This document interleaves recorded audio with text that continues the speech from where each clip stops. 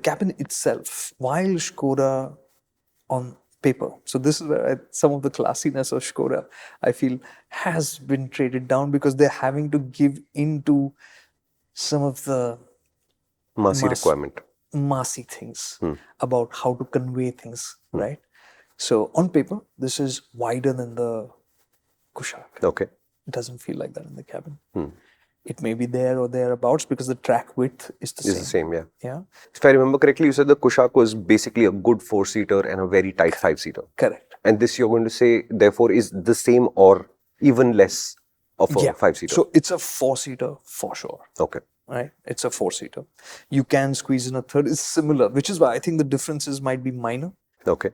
So the cabin, functionally, if you ask me, the only real trade-off, and which is a clear trade down compared to the Kushaq, is when you're in the second row, is the amount of knee room on offer.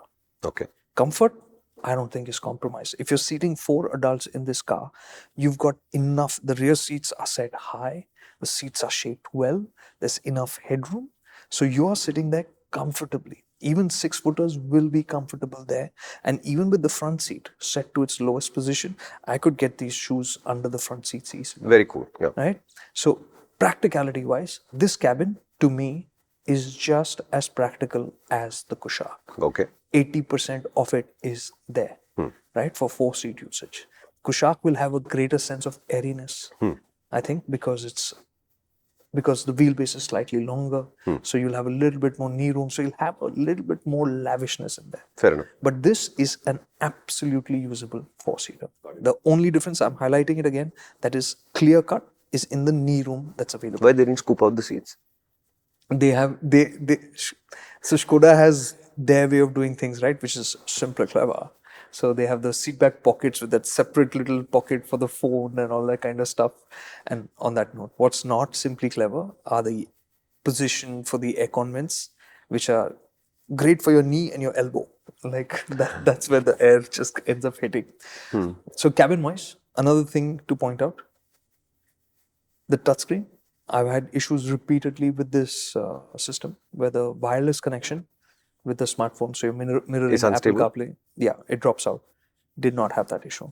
And the connection transition between wired to wireless was quick. Now last, this is overall in length, it's smaller than the Kushaq. Right. So the boot space, now this is the other bit of, I get it, that they're in a bit of a catch-22.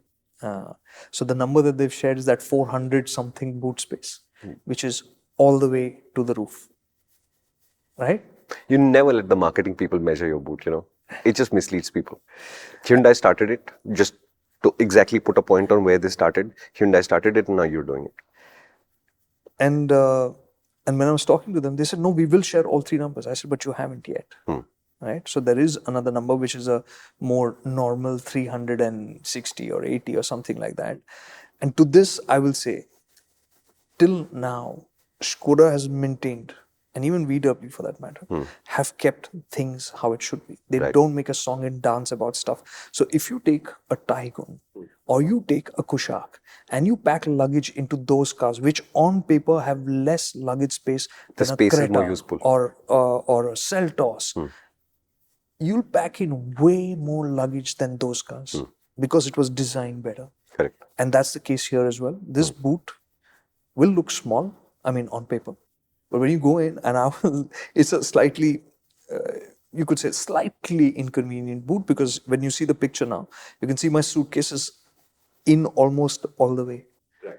Only you can see about that much of it. So it goes up and into. Yeah. Right. But that means if you have a large suitcase, if you just place it down in the boot, it's the new floor of the boot. Yeah. You can stack 3 of them over there. Yeah. So what's the spare wheel like? Spare wheel is a 15-inch, so it's not a space saver, but it's a smaller size. So the car as a package for a family of 4 is good. All the bases are covered well. Listen, this has been fun, and I think we should take this to the next level.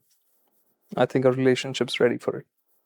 And if you're ready, head to the MotorInc channel, where this 3-minute video ends up expanding into a hour-long video, which would be a great way for us to spend time when you're taking a jog, in a flight, commuting to work, or back. We'd love to hang out more.